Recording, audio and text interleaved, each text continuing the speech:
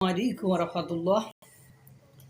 পাকিস্তানের 214 উইকেট ফেলে দিয়েছে বেলুচিস্তানের পুরাতাত্ত্বিক বিদ্রোহী গোষ্ঠীরা। আপনারা জানেন কয়েকদিন আগে ট্রেনে সেনাবাহিনী সহ 5 শতাধিক লোককে বেলুচিস্তানের বিদ্রোহীরা কিডন্যাপ করেছিল বা ওদেরকে তুলে নিয়ে গিয়েছিল।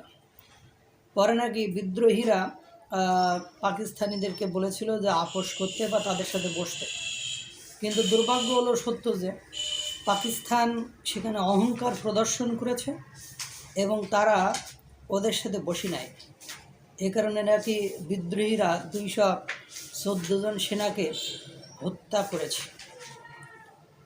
মানে পাকিস্তান এমন একটা রাষ্ট্র যেখানে তাদের কাছে জীবনের মায়া হয়তো বা খুবই কম, যেখানে 214 জন সৈন্য তারা জীবন বাজি রেখে দেশের জন্য কাজ করে, তাদের জন্য একটু আলোচনায় না বসে তাদের জীবনটা বিপন্ন করে দিল। এই 214টি পরিবার আজ হতাশার সাগরে নিমজ্জিত হয়েছে। এখন পাকিস্তান বলতে চাচ্ছে যে আমার সেনাবাহিনীর এই হত্যাকাণ্ড, তাদের কিডন্যাপ করা, এর সাথে ভারত জড়িত আছে। এখন এদিকে দেখেন, যদি ভারত জড়িত থাকেই, তো এদিকে ভেতর থেকে বিদ্রোহীরা ঝামেলা করছে, ওদিকে আফগানিস্তানের সাথে তাদের একের পর এক ঝুট ঝামেলা হচ্ছে।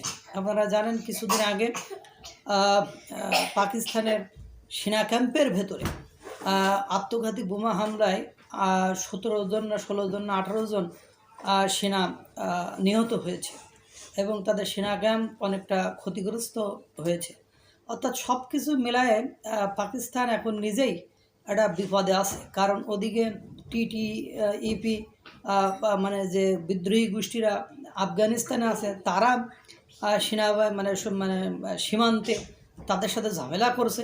এদিকে অভ্যন্তরীণ যে বিদ্রোহী গোষ্ঠী আছে তারা ঝামেলা করছে। এখন সব কিছু মিলায় পাকিস্তান একটা ফাটাবাসের চিপায় পড়ে আছে, এরকম একটা অবস্থা। এই অবস্থায় তাদের কপালে কি আছে আল্লাহই ভালো জানে। তাদের সাথে দহরম মহরম যাদের সম্পর্ক, ভারত তো ইতিমধ্যে বলেছে যে পাকিস্তান এবং চীন আমাদের শত্রু বা তাদের সাথে আমাদের সম্পর্ক ভালো নয়। এই দুই দেশের সাথে যাদের সম্পর্ক ভালো তারাও আমাদের জন্য কল্যাণকর বা শুভকর, বা তারাও আমাদের জন্য কখনো সুবিধাজনক নয়।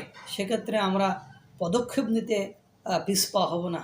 আপনারা জানেন কিছুদিন আগে আমাদের সীমান্তে আপনার ট্যাঙ্কের প্রদর্শনী চালিয়েছিল ভারত।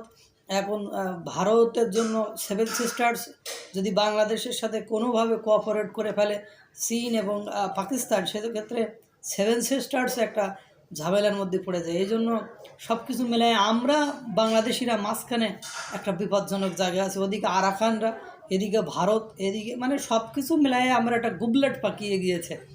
আল্লাহ জানে এই বাংলাদেশিদের কপালে কি আছে। আল্লাহ তাআলা সকলকে ভালো রাখুক, সুস্থ রাখুক। আসসালামু আলাইকুম ওয়া রাহমাতুল্লাহ।